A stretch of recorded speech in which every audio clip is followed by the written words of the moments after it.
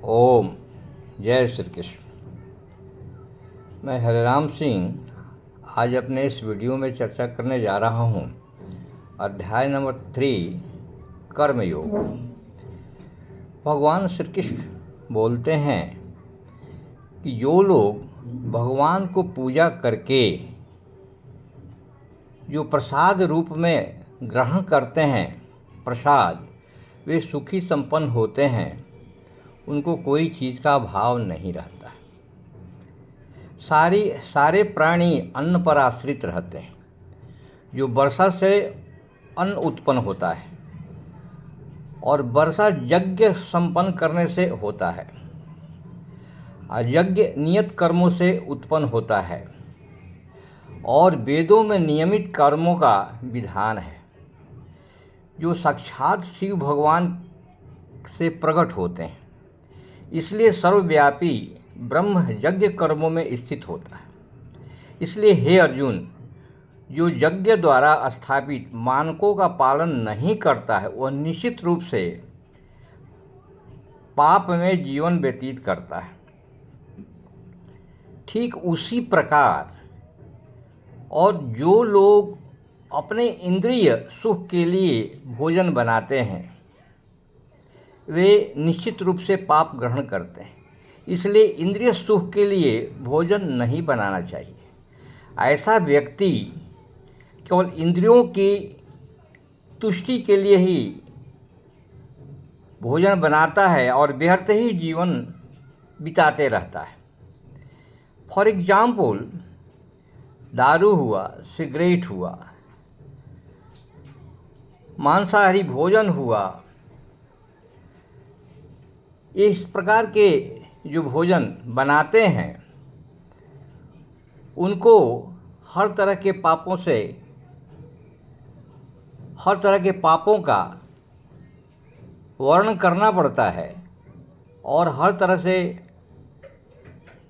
सुखी संपन्न नहीं रहते हैं। किसी प्रकार से सुखी संपन्न नहीं रहते। हमारे को दिया हुआ है, शास्त्रों में लिखा हुआ है कि 5 ज्ञान इंद्रियां होती हैं: आँख, कान, नाक, जीभ और त्वचा।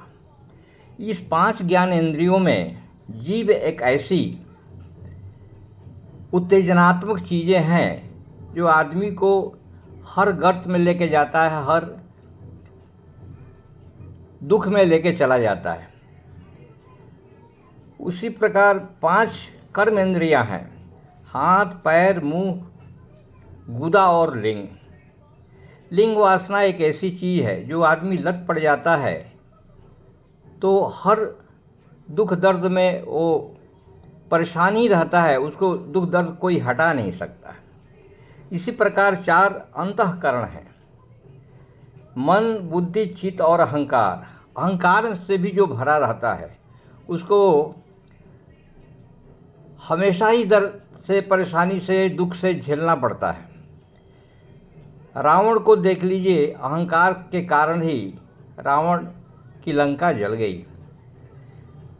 कंस को देख लीजिए, कंस भी अहंकार के कारण हर तरह के परेशानियों से जूझता रहा। इसलिए ये 5 ज्ञान इंद्रियां और 5 केंद्रीय इंद्रियां और 4 अंतःकरण, ये 14 ज्ञान इंद्रियों से आदमी को सावधान रहना चाहिए, जिसमें सबसे ज़्यादा जीव जो है वो बहुत ही परेशानी वाला सबब बन जाता है।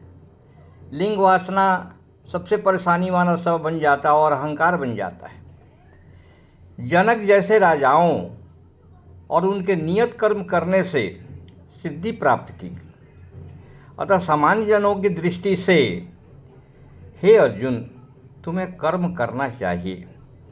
महान व्यक्ति जो आचरण करते हैं वही साधारण एवं सामान्य जन उसी तरह का आचरण करते हैं। जो अनुकरणीय कार्य महान व्यक्ति करते हैं संपूर्ण विश्व उसी का अनुसरण करते हैं। इसलिए हे पार्थ, इस पृथ्वी में हमारे लिए कोई वस्तु का भाव नहीं है। और न मुझे आवश्यकता है, फिर भी नित्य कर्म करने में तत्पर रहता हूँ, क्योंकि मुझे ही देखकर लोग अनुसरण करना चालू कर देंगे। डॉक्टर APJ अब्दुल कलाम को ले लीजिए, सरदार वल्लभ भाई पटेल को ले लीजिए, और इस तरह के महान बुद्धियों को ले लीजिए। इस तरह जो है सामान्य जन इन्हीं लोगों को लेकर अनुसरण करते हैं। इवन बच्चे लोग भी अपने माता पिता का अनुसरण करते हैं, क्योंकि बच्चे लोगों के लिए उनके माता पिता ही सबसे अनुकरणीय होते हैं। और जब से बच्चे आँख खोलते हैं तब से वही माता पिता सबसे ज़्यादा अनुभवी लोग होते हैं। अब माता पिता का अगर अच्छा आचरण रहेगा और रोल मॉडल रहेंगे तो बच्चे उसी तरह का सीखेंगे, बच्चे उसी तरह का संस्कार सीखेंगे, डिसिप्लिन सीखेंगे और हर तरह की व्यवस्था से परिपूर्ण रहेंगे। इस सब अध्याय के साथ मैं अपने अध्याय नंबर 3 कर्मकांड, अध्याय नंबर 3 कर्मयोग को मैं पूर्ण करना चाहता हूँ। और आप लोगों से नम्र निवेदन है कि आप लोग लाइक करें, शेयर करें, सब्सक्राइब करें। Thank you very much. जय हिंद, जय भारत।